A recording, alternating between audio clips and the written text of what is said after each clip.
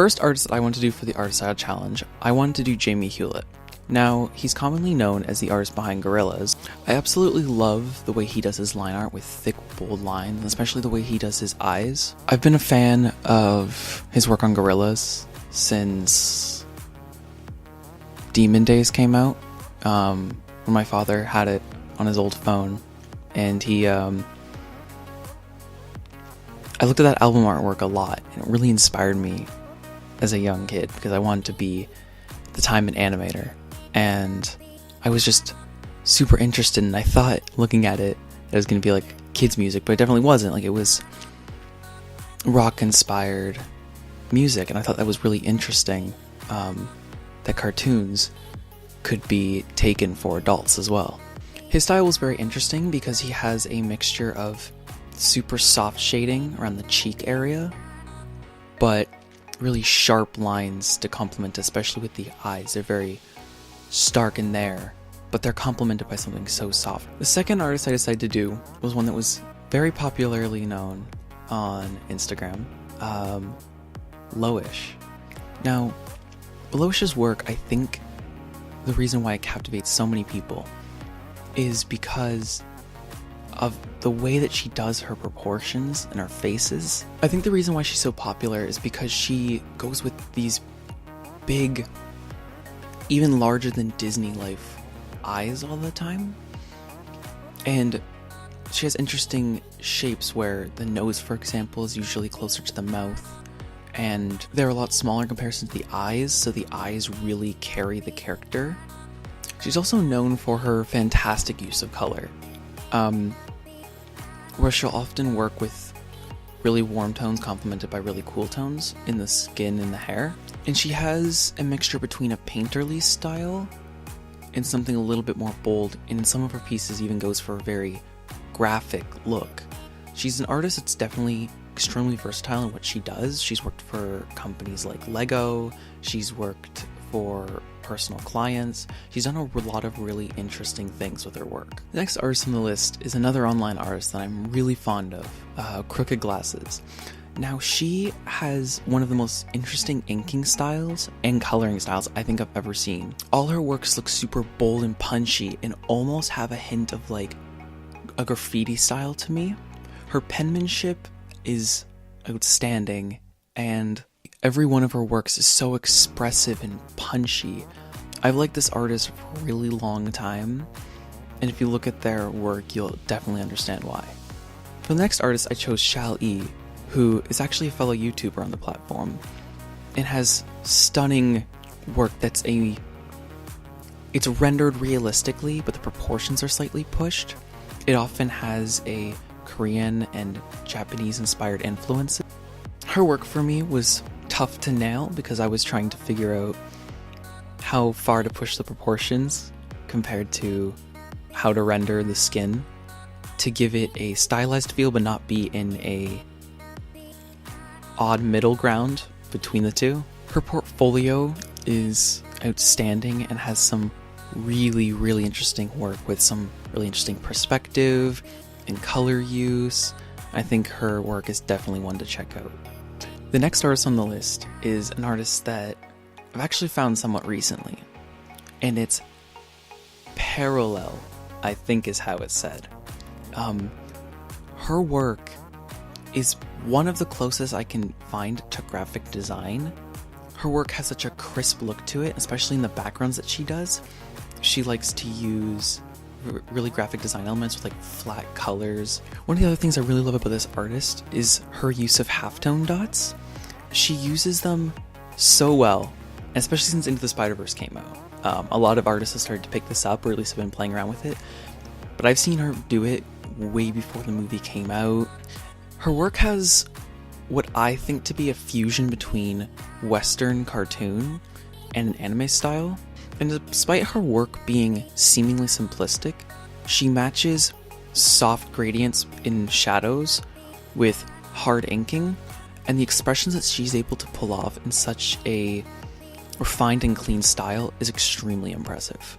Ken2 is an artist whose work I've really, really liked. ever since I laid eyes on it, I instantly, when I saw it, I like followed. I didn't even look at the rest of the work. Like, I just had to see one piece, and I was like, this is really impressive.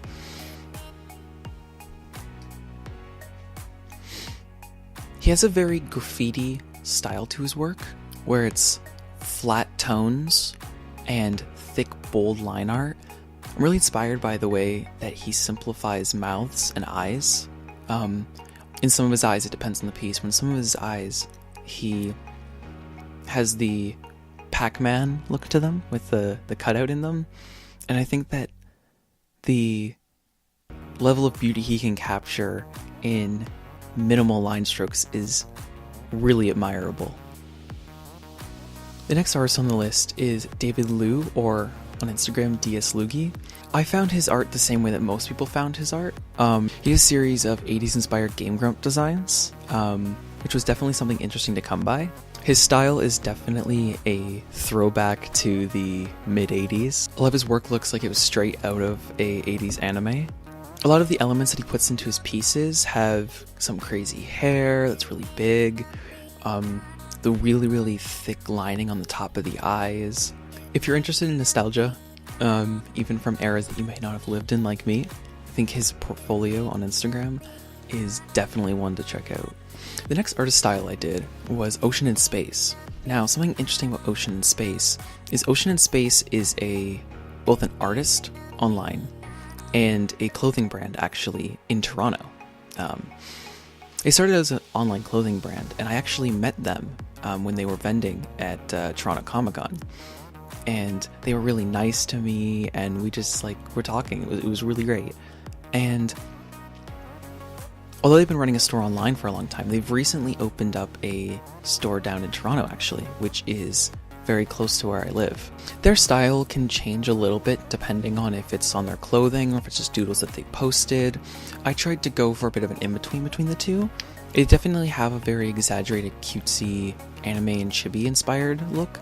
I think one of the striking points about this artist is the amount of magic they can show in their eyes. Like, if you look into their eyes, they're so crisp and they have so much detail, almost looks like a galaxy is inside a lot of them. It was honestly so cool to meet them. It was such a pleasure to be able to talk to them. The next artist is also a very well-known online artist, Siren, or Laura Brower.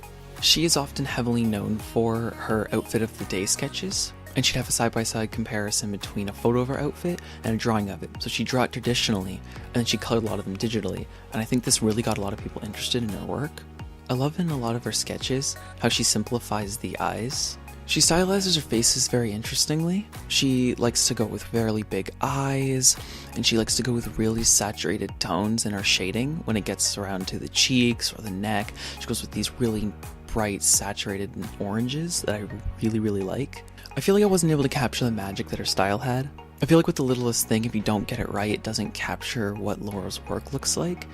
And I think that she's extremely talented. It was really hard to capture her style. The next artist on the list is Gorch Art. Now, they're a very interesting online artist. They're usually found on Instagram. And they have a lot of dark and eerie vibes to their work, which I really like. They often have sharp, creepy creatures in the background of a lot of their works. A lot of the portraits that she does, they don't have pupils in them. So although I tried to keep the works consistent across the board, that was one of the exceptions I let. I also put one of her creatures that she has a lot of her illustrations in behind. I feel like the proportions in her art were really hard for me to capture, and there was just little things I couldn't exactly get right. But her work has a very creepy and eerie vibe, yet it's still beautiful, and it's a nice mixture between the two, and I really, really love her work. The next artist in the list is one that's very well known, Elia Cuccia. They are a Russian artist. It's very well known for both their sketches and their rendered work. They're one of the artists where their proportions often stay similar throughout their work, but the way that they render them can be completely different. It was difficult for me to choose one of their styles because on one end they have extremely rendered out images that are very semi-realistic and really beautifully rendered. On the other hand, they have very bold and poppy works where the skin is almost white and they have really dark hair that contrasts to bright color in behind. In some of their work they feature line art, and in some of it there's no line art to be seen at all. I feel like they're one of those artists that's very hard to capture how their art looks, just because they're so versatile in what they do. They also were just working on a film called Birthday Wonderland, which I'm very excited to see, and I believe will be a Japan release first, but I'm very excited to see it when it comes out to North America. I was having trouble figuring out the proportions of the face, especially with how the head was structured underneath the hair. So for me, it was very hard to get the hair to look right laying over the face, and I feel like there was something off, but it was really, really hard to fix it. They're such a skilled artist, and it was incredibly difficult to capture the likeness of the faces that they draw. Their work is just outstanding. The next artist on the list is John Istra. I'm hoping I said that right. And their work is incredibly interesting. They do very rendered out face shadings, but they ink a lot of the work they do. So it looks like a mixture between comic books and semi-realistic artwork. A lot of the times his proportions look very realistic, but because he inks everything, he's able to get away with doing extremely pushed expressions, and it's really awesome to see.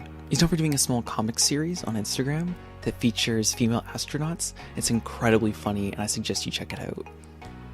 The next artist on the list is Zeronis, which is also one of those artists which is hard to replicate their style. One of the reasons for this is that they're a concept artist at Blizzard Entertainment. So as a concept artist, you have to be very versatile with the work you do. So although his proportions stay similar throughout his pieces, the way he renders them, just like Elia, can vary completely. In some of his illustrations, they're very painterly and semi-realistic, and in other ones, they're flat with cell shading on them. His style has an anime-inspired look to it, from what I can tell, in his personal work at least. And getting the proportions right for the eyes and mouth and nose were very difficult for me. There's something about the size of them, how far apart they were, that was really difficult for me to get right, and I don't think that I did their work justice. And you should definitely check out their work because their portfolio, especially on ArtStation, is really, really impressive, and they do a lot of fantastic work. The next artist on the list is a gigantic art YouTuber, RossDraws. Now, RossDraws is often known for his fun and whimsical videos where he incorporates his dog Milo into his work, and is often known for taking interesting color palettes from seemingly nothing like ordinary food or candy or objects.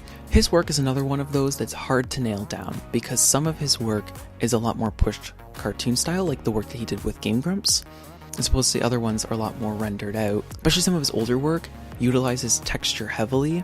I think what makes his work look like his is the polish that it has in the skin and the shape of the eyes and nose. I think that these really sell his work as his. I think that although there's things that I could fix, I'm pretty happy with how this one came out actually, which is interesting because I was very nervous about starting this one, so I'm happy with how it came out. He's worked with so many companies, from car companies to Disney, right out of school.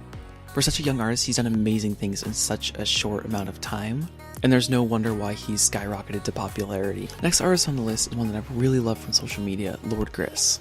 Now their work has wonderful stylization to it, their eyes are full of life, and I found this one very hard to capture as well. A lot of the portraits they do have such soft shading, but you can still tell there's line art there, so they've incorporated lighter line art with their painting style. They definitely have a focus on beauty and the elegance of the face. And they also work as a game asset designer and have actually just recently released a game with a company. Their work is so vibrant and full of life, and I was really trying to capture that in the work I did. But I definitely think there's another artist that you have to check out their work because I don't think that I did their work justice on how beautiful it really is.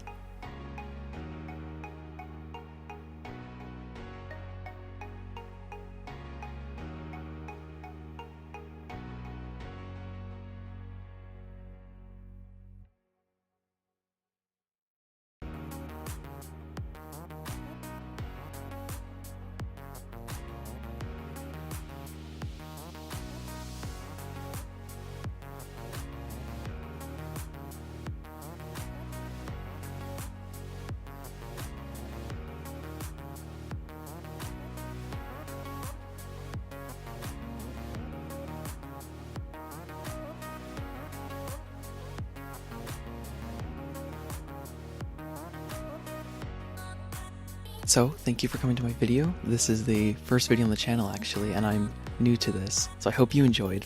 If you like this video, if you can drop a comment or a like and just let me know which one was your favorite, which ones you'd like to see me do in the future if I ever decide to make another video like this, and what kind of content you think you'd be interested in seeing from me. I'm gonna leave all the artists' social media down in the description below so you can go check out their art because they're all such talented individuals.